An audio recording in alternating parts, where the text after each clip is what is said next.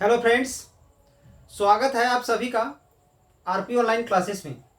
तो मैं आरपी यादव आज का इस क्लास में बीएससी मैथमेटिक्स का एक क्वेश्चंस कर्व ट्रेसिंग लेकर के आए हैं।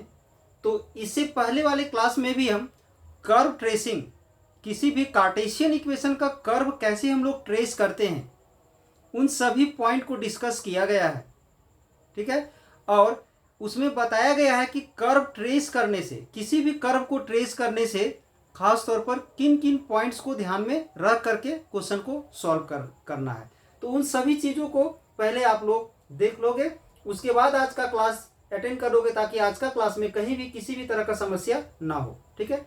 तो उसमें बताया गया है, सबसे पहले हम लोग क्या करते हैं, तो किसी भी कर्व का सिमेट्री चेक करते हैं। दूसरा में हम लोग उसका ओरिजिन चेक करते हैं। ठीक है। ओरिजिन चेक करने के बाद उसका हम ये चेक करते हैं कि एक्सिस यानी एक्स एक्सिस और वाई एक्सिस के कहाँ कहाँ पर उसे इंटरसेक्ट कर रहा है वो। अगर कर्व ओरिजिन से पास कर रहा है तो ओरिजिन का हम लोग टेंजेंट निकालते हैं, यानी ओरिजिन पॉइंट जो होता है उस पॉइंट पर कर्व का टेंजेंट कैसा होगा। और अगर एक्स एक्सिस वाई एक्सिस को किसी पॉइंट पर अगर इंटरसेक्ट कर रहा है तो उस पॉइंट पर कर्व पर टेंजेंट कैसा होगा वो चीज को फाइंड करते हैं। इतना करने के बाद हम लोग क्या करते हैं, तो एसिम्पटोट अगर पॉसिबल हो, सबका एसिम्पटोट पॉसिबल नहीं होता है, एसिम्पटोट अगर पॉसिबल हो तो हम लोग वहाँ का एसिम्पटोट निकालते हैं। और एसिम्पटोट निकालने के बाद हम लोग क्या करते हैं, तो हम लोग वहाँ का रीजन निकालते हैं। इतना सारा कंडीशंस के बाद लगभग कर्व हमारा ट्रेस हो ही जाता है। लास्ट में बहुत ऐसा एक्सेप्शनल केसेस है जिसमें किसी किसी क्वेश्चन पर यूज हो जाता है कन्वेक्सिविटी, कनकेविटी या पॉइंट ऑफ इन्फ्लेक्शन, बट ज़्यादातर क्वेश्चन में ये यूज नहीं होता है। इसको नहीं भी ध्यान में रखोगे तो चलेगा। तो चलिए एक क्वेश्चन हम लिए हुए हैं, इस क्वेश्चन को आज हम लोग सॉल्व करते हैं। तो फिर हम रिपीट करना चाहेंगे कि इस क्वेश्चन को आप लोग देखने से पहले कर्व ट्रेसिंग का ढेर सारा लेक्चर हम अपलोड करके रखे हुए हैं। इस पॉइंट्स को बताया गया है, उस रूल रेगुलेशन को बताया गया है, कार्टेशियन इक्वेशन का कर्व हम लोग कैसे ट्रेस करते हैं, किन किन पॉइंट्स को ध्यान में रखा जाता है, उन सभी चीज़ों को बताया गया है। तो पहले उसको आप लोग एक बार जरूर देख लें ताकि आज का क्लास बहुत ही बेहतर तरीके से समझ में आए। ठीक है। और अगर इसी तरह का और सारा क्वेश्चंस आप लोग को चाहिए तो चैनल को सब्सक्राइब करना ना भूलें, बेल आइकन को दबा दें, और अगर अच्छा लगेगा बाद में तो लिंक को अपने दोस्तों को शेयर कर दें ताकि वो भी इसका लाभ उठा सके। तो चलिए आज का क्वेश्चन हम सॉल्व करते हैं। तो इस क्वेश्चन को थोड़ा सा हम सिंप्लीफाई कर लेते हैं पहले। तो सिंप्लीफाई कैसे करेंगे, तो इसमें हम लोग एलसीएम ले लेते हैं। ठीक है। तो अगर इसमें हम लोग एलसीएम लेते हैं तो नीचे क्या आ जाएगा डिनोमिनेटर में, एलसीएम लेने के बाद डिनोमिनेटर में आ जाएगा एक्स स्क्वायर वाई स्क्वायर। ठीक है। अब हम लोग यहाँ पर क्या करेंगे कि ये जो वाई स्क्वायर है, वाई स्क्वायर से इसे मल्टीप्लाई करेंगे, एक्स स्क्वायर से इसे मल्टीप्लाई कर देंगे। तो आ जाएगा यहाँ से A square Y square minus B square x square और इक्वल टू में क्या आएगा, तो 1। अब इसे हम लोग डिनोमिनेटर को इधर मल्टीप्लाई करेंगे, A square Y square minus B square x square और ये इक्वल टू में चला जाएगा एक्स स्क्वायर वाई स्क्वायर। ठीक है।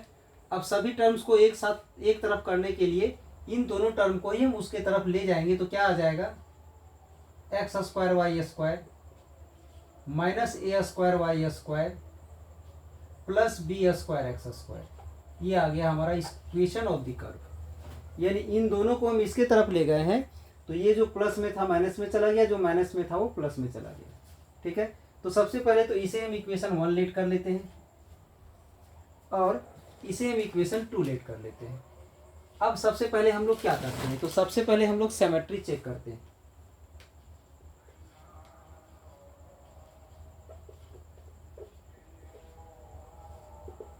अगर हम लोग यहाँ पर सिमेट्री चेक करेंगे तो आप लोग ध्यान दोगे एक्स और वाई दोनों में इवन डिग्री है। तो बताया गया है कि अगर एक्स में इवन पावर हो, कर्व जो है एक्स में इवन पावर अगर कंटेन कर रहा है, अटेन कर रहा है, तो वाई एक्सिस के अबाउट सिमेट्रिकल होगा। और अगर वाई में इवन है तो एक्स के अबाउट सिमेट्रिकल होगा। तो यहाँ पर एक्स और वाई दोनों में इवन है तो सीधी सी बात है एक्स एक्सिस और वाई एक्सिस दोनों के अबाउट ये सिमेट्रिकल होगा।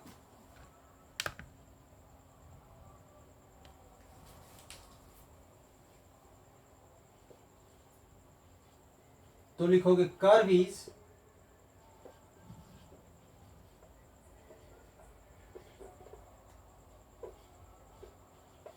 symmetrical about both x and y axis, यानी ये x एक्सिस के अबाउट भी सिमेट्रिकल होगा और y एक्सिस के अबाउट भी सिमेट्रिकल होगा। अब हम लोग इसका ओरिजिन चेक करेंगे।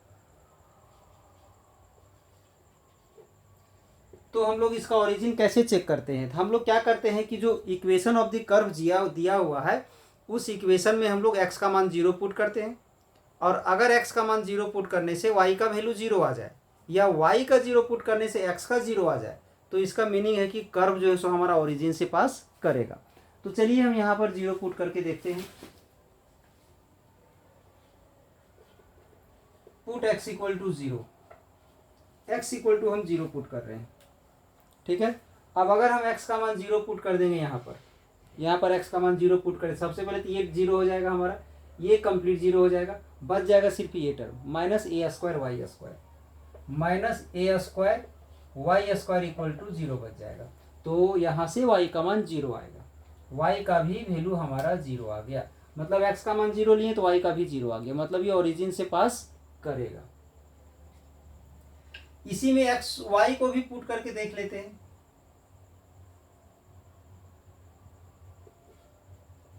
अगर y को 0 पुट कर देते हैं ना तो सिमिलरली x का मान भी 0 आएगा, अदर कोई पॉइंट नहीं आ रहा है। तो यहां से हम लिख सकते हैं कि curve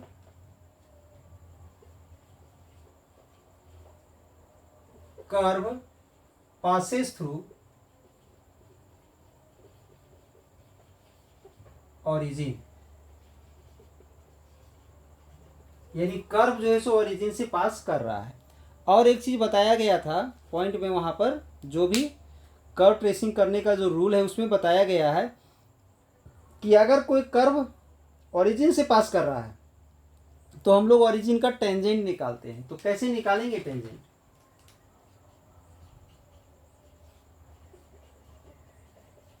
tangent at origin, origin का टेंजेंट निकालने के लिए जो इक्वेशन में लोवेस्ट डिग्री टर्म है उसे हम लोग 0 पुट कर देंगे।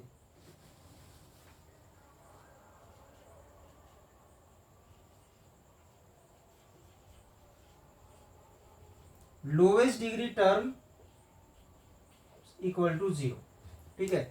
तो ये मेरा बताए थे कर्व का, ऐसे यहाँ x का डिग्री 2 है, y का डिग्री 2 है, पूरा मिला दिए डिग्री तो 4 हो गया, ये 2 डिग्री है 2 डिग्री, मतलब लोवेस्ट डिग्री हमारा ये दोनों आ गया। तो इन दोनों को हम लोग 0 पुट कर देंगे, ये हमारा हट जाएगा, यानी यहाँ पर आ जाएगा minus A square Y square minus A square Y square plus B square x square equal to 0, ये आ गया, यानी इसको हम लोग 0 पुट कर देंगे। अब यहाँ से जो भी इक्वेशन आ जाए तो ध्यान दोगे, यहाँ से B square x square equal to आ जाएगा ए स्क्वायर वाई स्क्वायर, ठीक है। अब इसको अगर हम लोग सॉल्व करते हैं, या ऐसे भी हम लोग सॉल्व कर सकते थे इसे,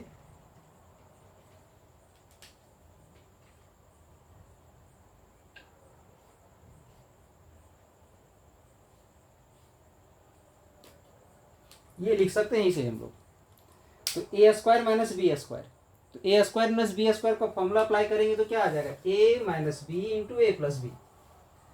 तो यहां से आ जाएगा B X minus A Y into B X plus A Y equal to 0 आ जाएगा, यानी यहाँ फॉर्मूला हम लोग अप्लाई कर देंगे A square minus B square, A minus B and A plus B, यानी ये रिजल्ट आ जाएगा। ये तो दो फैक्टर है, दोनों में से एक एक फैक्टर को एक एक बार हम 0 लेके यहाँ से चलेंगे, यानी यहाँ पर A X minus A Y equal to 0 है तो B x equal to A Y आ जाएगा, फिर यहाँ से B X plus A Y equal to 0 है तो यहाँ से B x equal to minus A Y आ जाएगा। ये दो ठो इक्वेशन हमारा निकला, कहाँ का, ओरिजिन का टेंजेंट। तो लिखेंगे both are tangents to the curve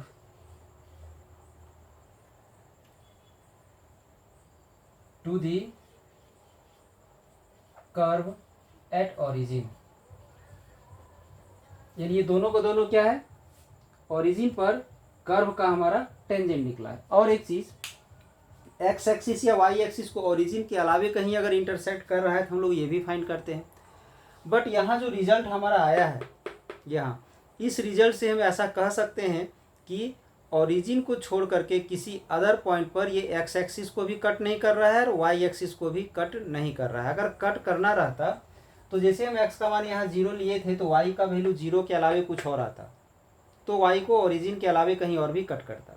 same उसी प्रकार से वाई का मान जब 0 लिए तो एक्स का वैल्यू 0 के अलावे कुछ और आता, तो एक्स एक्सिस को भी कहीं और अदर पॉइंट पर कट करता। बट ऐसा कुछ इसमें नहीं आया है। तो ये क्लियर होता है कि ओरिजिन के अलावे किसी अदर पॉइंट पर जो है सो कर्व को किसी अदर पॉइंट पर, ओरिजिन के अलावे किसी अदर पॉइंट पर एक्स एक्सिस या वाई एक्सिस को कर्व हमारा इंटरसेक्ट नहीं कर रहा है।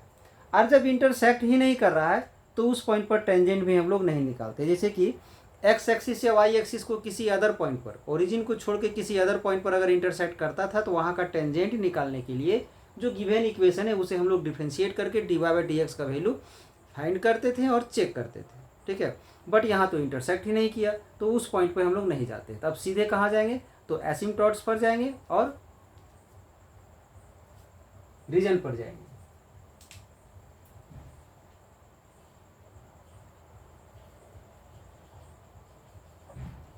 अब हम लोग आ जाते हैं इसका एसिम्पटोट्स पर।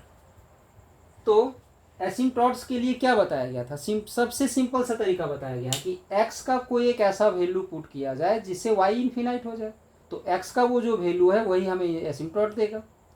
या y का कोई एक ऐसा वैल्यू पुट करना है जिससे x इन्फिनाइट हो जाए, तो y का वो जो वैल्यू है वही हमें इन एसिम्पटोट्स का इक्वेशन देगा। तो हम चेक करते हैं। उसके लिए इक्वेशन 2 को थोड़ा सा हम सॉल्व करते हैं। कैसे सॉल्व करेंगे तो ध्यान दोगे, हम यहां पर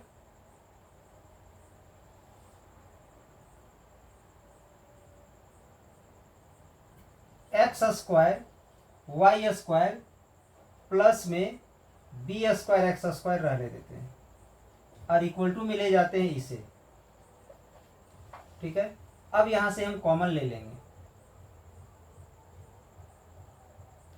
यहां से अगर हम कॉमन लेते हैं एक्स स्क्वायर को तो Y square plus B square आ जाएगा। एक्स स्क्वायर का वैल्यू अगर हम फाइंड करते हैं तो ये आएगा,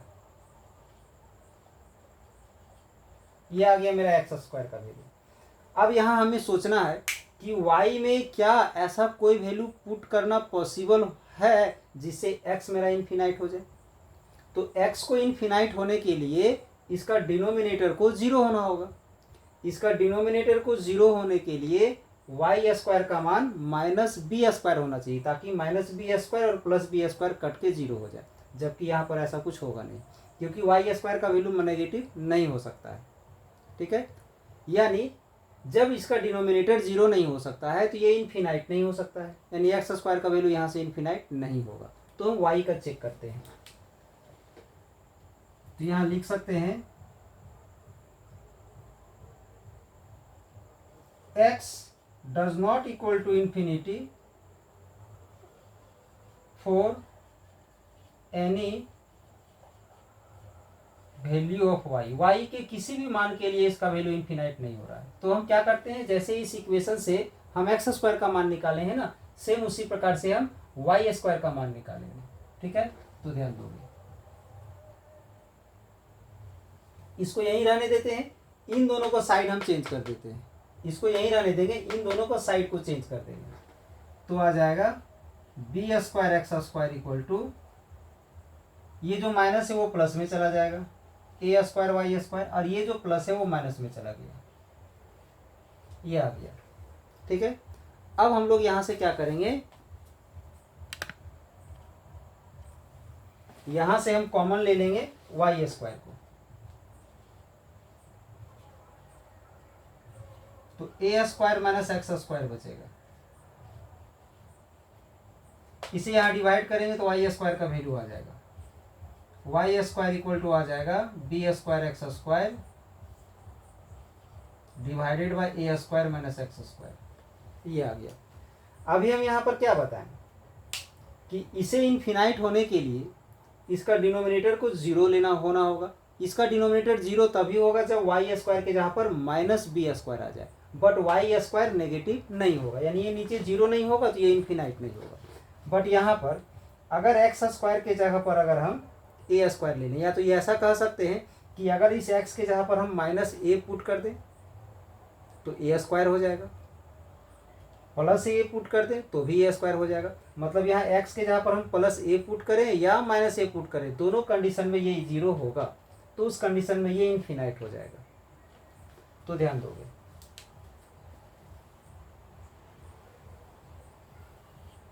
तो यहाँ लिख सकते हैं कि ए स्क्वायर माइनस एक्स स्क्वायर का वैल्यू जीरो होने से ये इनफिनाइट हो रहा है। तो यहाँ लिखोगे since y equal to infinity at a square minus x square equal to zero. अगर इसका वैल्यू जीरो आ जाए, इसका वैल्यू अगर जीरो आ जाए तो ये इन्फिनिटी हो जाएगा। तो इसको सॉल्व करने से जो भी वैल्यू आ जाए वो हमारा क्या होगा, इक्वेशन ऑफ एसिम्प्टोट होगा। तो यहाँ से लिख सकते हैं X square equal to A square that is X equal to plus minus A, यानी X equal to minus A and x equal to plus A, ये दोनों हमारा एसिम्प्टोट्स है। तो यहाँ लिख सकते हैं therefore both x equal to A and x equal to minus a are asymptotes of the given curve।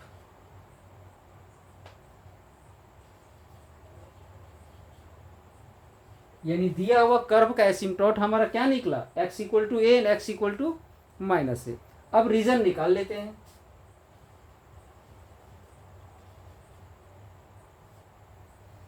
तो रीजन निकालने के लिए इसी का यूज कर देंगे हम लोग। यहाँ पर जो लिखे थे नीचे,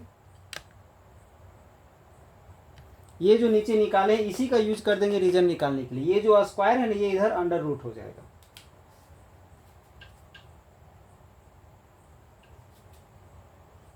y इक्वल टू आ जाएगा अंडर रूट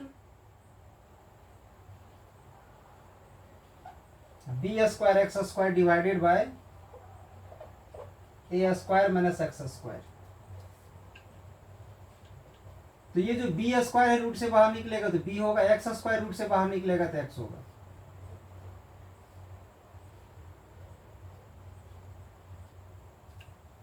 अंडर रूट ए स्क्वायर माइनस एक्स स्क्वायर। तो आप लोग को बताया गया होगा या पता होगा कि रूट के अंदर जो टर्म रहता है वो कभी नेगेटिव नहीं होता है, ठीक है, और अगर डिवाइड में है तो जीरो नहीं होगा।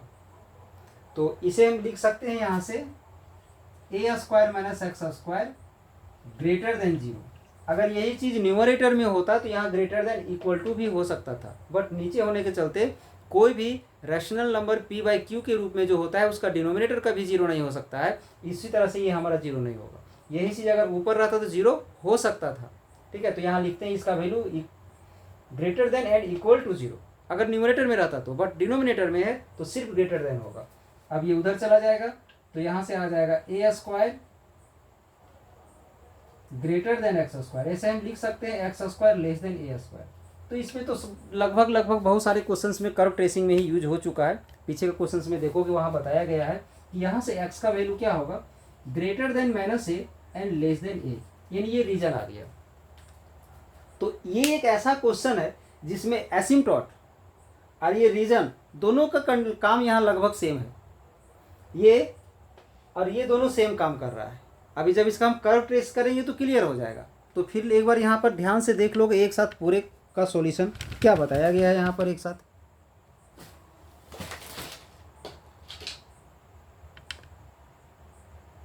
ध्यान दोगे, ये जो इक्वेशन ऑफ द कर्व दिया हुआ था इसे पहले सिंप्लीफाई करके एलसीएम लेकर के हम इस रूप में कन्वर्ट कर दिए, ठीक है।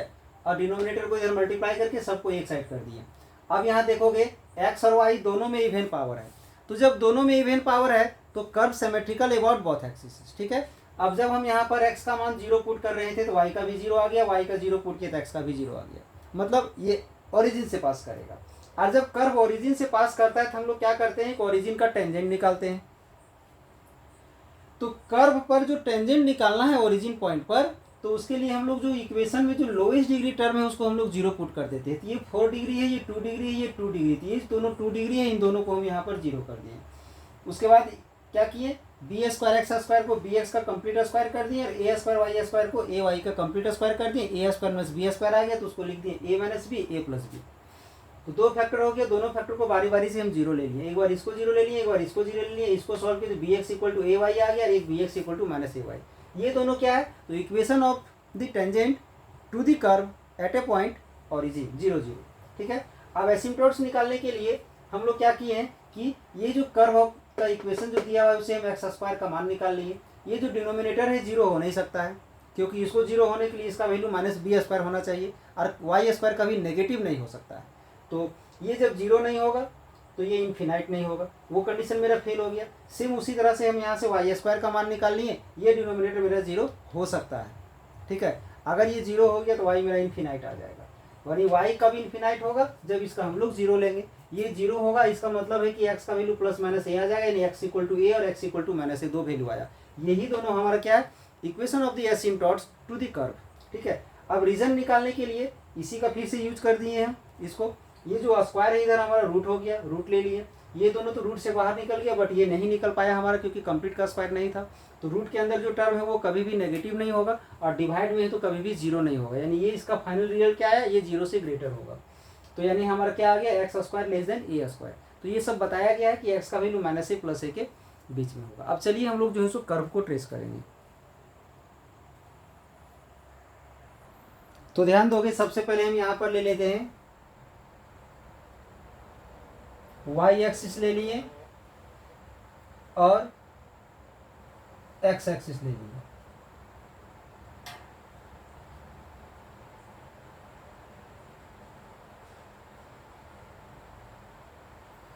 अब इसमें क्या है कि curve is symmetrical about both axis, दोनों एक्सिस के अबाउट सिमेट्रिकल है। तो इसका मीनिंग क्या होता है, इसका मीनिंग होता है ये जो लाइन है इसके ऊपर जैसा होगा ना, इसके नीचे भी वैसा ही होगा, और ये जो कर्व है इसके इधर जैसा होगा, इसके इस साइड भी वैसा ही होगा, ठीक है। अब आगे सिमेट्री पता चल गया, ओरिजिन से भी पास कर रहा है, और ओरिजिन का टेंजेंट हमारा क्या आया है, तो ओरिजिन का टेंजेंट जो है सो आया है हमारा B x equal to A Y और B x equal to minus A Y. तो ये जो b और a जो है सो ये कांस्टेंट है, ठीक है। तो थोड़ा सा ध्यान में रखोगे, x इक्वल टू वाई रहता तो हमारा लाइन ये ड्रॉ होता, x इक्वल टू वाई का लाइन, और x equal to minus y होता तो इधर ड्रॉ होता। अब यहाँ पर कुछ कांस्टेंट आ गया है a और b, उसे कोई फर्क नहीं पड़ता है, लाइन हमारा यहीं पर होगा। हाँ, ये हो सकता है कि थोड़ा सा इधर झुका हुआ रहेगा या तो इधर झुका हुआ रहेगा, किसके वैल्यू पर डिपेंड करता है, तो वैल्यू हमारा ए और बी पर डिपेंड करता है। तो यहाँ फिक्स्ड वैल्यू है नहीं, ठीक है। तो यहाँ पर ए और बी के जो वैल्यू कुछ भी हो जाए, बस ध्यान में रहे दोनों साइड हमारा प्लस है, दोनों साइड हमारा प्लस है, तो वो फर्स्ट क्वाड्रेंट और थर्ड क्वाड्रेंट में ही लाइज करेगा, क्योंकि इस इक्वेशन से जब x का वैल्यू पॉजिटिव होगा तो y का भी वैल्यू पॉजिटिव होगा, और जब y पॉजिटिव होगा तो x भी पॉजिटिव होगा, और अगर x नेगेटिव है तो y भी नेगेटिव होगा। तो इस क्वाड्रेंट में ही दोनों पॉजिटिव है एक साथ, और इस क्वाड्रेंट में ही दोनों नेगेटिव है एक साथ। तो इससे हमारा जो भी इक्वेशन बनेगा, a और b का वैल्यू जो भी हो, भले ही यहाँ x equal to y equal हो, x इक्वल टू 2y हो, 3x इक्वल टू 4y हो, कुछ भी हो, इक्वेशन जो हमारा ड्रॉ होगा इसी क्वाड्रेंट में रहेगा, फर्स्ट एंड थर्ड में। बट ये जो है हमारा एक प्लस और एक माइनस, एक प्लस और माइनस हमारा सेकेंड में और फोर्थ में होता है, तो यानी ये इसका इक्वेशन हमारा इधर से बनेगा, ठीक है। तो ध्यान दो, इसको हम लोग ड्रॉ करने वाले हैं।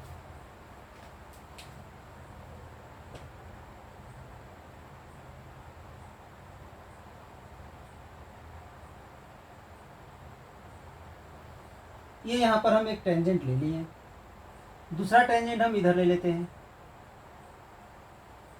ये ले लिए, ठीक है। इसे हम लेट कर लेते हैं b x equal to A y, ठीक है, और इसे हम लेट कर लेते हैं b x equal to minus A y. दो इक्वेशन आ गया, दो टेंजेंट हम ड्रॉ कर दिए। अब एसिम्टोट्स आया था एक्स इक्वल टू माइनस ए और एक्स इक्वल टू प्लस ए। तो एसिम्टोट्स का मीनिंग हम बता चुके हैं। एसिम्टोट्स उस लाइन को बोला जाता है जिस लाइन को कर्व इनफिनाइट पर जाके टच करता है, यानी ड्रॉ होते होते होते एक समय ऐसा है तो उसके साथ पैरेलल में हो जाता है। तो यहाँ पर हम एक लाइन ले लेते हैं,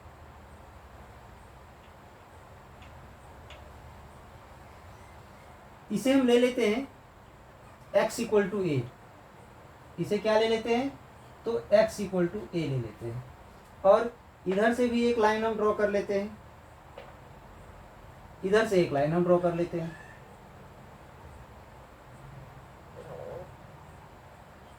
क्योंकि एक आया है x इक्वल टू ए, तो x का मान, ये x एक्सिस है, तो x इक्वल टू 1 2 3 4 5 इधर ही कहीं होगा, a भी हमारा इधर ही कहीं होगा, कहीं भी अपना हम इमेजिन कर लिए। और x equal to minus a, negative हमारा इस साइड आएगा, ठीक है। तो इसे हम ले लिए x इक्वल टू माइनस ए ले लिए, इधर हमारा x इक्वल टू माइनस ए हो गया, x इक्वल टू प्लस ए हो गया। यानी यहाँ पर ध्यान दोगे तो ये जो है हमारा एसिम्टोट है और ये भी हमारा एसिम्टोट है, मतलब कर्व जो है सो इन दोनों को कहीं भी टच नहीं करेगा, इन दोनों के पैरेलल हो जाएगा। और एक चीज़ रीजन आया है, रीजन भी लगभग हमें वही बताता है कि x का वैल्यू माइनस ए और प्लस ए के बीच में होगा, यानी इस माइनस ए से इधर नहीं होगा और प्लस ए के उधर नहीं होगा, इन दोनों लाइन के बीच में ड्रॉ होगा। ध्यान से समझना है, दोनों एक्सिस के वर्ड सिमेट्रिकल है, ये टेंजेंट का काम कर रहा है, ये भी टेंजेंट का काम कर रहा है, इन दोनों के बीच में होगा। और कर्व एक समय ऐसा आएगा जब इसका पैरेलल चलना स्टार्ट कर देगा, ताकि इसको कहीं भी जाकर के टच ना करे, या तो कह सकते हैं कि इन्फिनाइट में टच करेगा। दो पैरेलल लाइन ही इन्फिनाइट में जाके टच करता है एक दूसरे को। तो देखो ये भी टेंजेंट है यार, ये भी टेंजेंट है, तो यहाँ से कर्व हमारा ऐसा ड्रॉ होगा कि इसको भी टच करेगा, इसको भी टच करेगा, ओरिजिन से पास भी करेगा। तो यहाँ थोड़ा बनाना डिफिकल्ट हो सकता है। देखिए यहाँ हम ओरिजिन से पास करवा दिए और इसको टच करते हुए निकाल दिए, इसको टच करते हुए निकाल के इसको हम पैरेलल कर दिए, और इसको टच करते हुए निकाल करके हम इसको पैरेलल कर दिए, ठीक है। और यहाँ से इसको टच करते हुए निकाल के इसके पैरेलल कर दिए, और इसके टच करते हुए निकाल के यहाँ से पैरेलल कर दिए। ये जो कर्व हम बनाए हैं वो थोड़ा सा ध्यान से देखोगे, ओरिजिन से पास कर रहा है, ये क्या है, टेंजेंट है। देखिए टेंजेंट है, इधर से गया है और इसमें इधर से गया है, इधर से भी गया है और उधर से भी गया, वो भी मेरा टेंजेंट है। पहला इसके पैरेलल चलते जा रहा है, इसका मतलब क्या है कि इसे टच करेगा भी तो कहाँ जाके, इनफिनाइट में, यानी ये मेरा उसका एसिम्टोट्स हो गया और इन दोनों के बीच में बन गया। और ध्यान दोगे कार्टेशियन इक्वेशंस का जो कर्व ट्रेसिंग है वो हमें जितना बताना था वो हम बता दिए हैं। अब उसके लिए कुछ हम प्रैक्टिस क्वेश्चंस आप लोग को दे रहे हैं, ठीक है, इसे आप लोग ट्राई करोगे, और अगर कहीं भी प्रॉब्लम होगा तो आप लोग पूछने के लिए संकोच नहीं करोगे। तो कैसे पूछोगे, कमेंट्स बॉक्स में लिख करके आप लोग पूछ सकते हो, बता सकते हो कि सर इस क्वेश्चन में प्रॉब्लम है, इस क्वेश्चन को बता दीजिए, तो उस क्वेश्चन को हम क्लियर कर देंगे, ठीक है। या जो भी अपना पर्सनल प्रॉब्लम है उसे आप लोग पूछ सकते हो।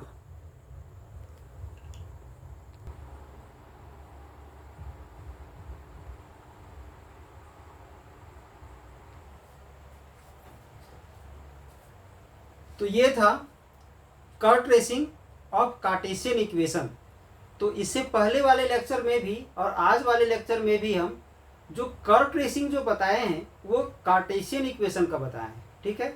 अब रह गया आप लोग का पोलर इक्वेशन का भी कर्व ट्रेसिंग होता है, पैरामेट्रिक इक्वेशन का भी कर्व ट्रेसिंग होता है, इसको आगे वाले क्लासेस में हम बताएंगे, ठीक है। तब तक इसको आप लोग पढ़ते रहिए। तो क्वेश्चन है कि कार्टेशियन इक्वेशन हम लोग किसको बोलते हैं, जिस इक्वेशन में वेरिएबल के रूप में x और y प्रेजेंट रहता है उसे हम लोग कार्टेशियन इक्वेशन कहते हैं, ठीक है। अब जैसे किसी में पोलर इक्वेशन किसको बोलेंगे, जिसमें r और थीटा प्रेजेंट रहता है उसे हम लोग पोलर इक्वेशन बोलते हैं। उसका कर्व ट्रेस करने का जो भी रूल है वो अलग है, उसको नहीं बताया गया है, बताएंगे, ठीक है। पैरामेट्रिक इक्वेशंस के लिए भी बताएंगे।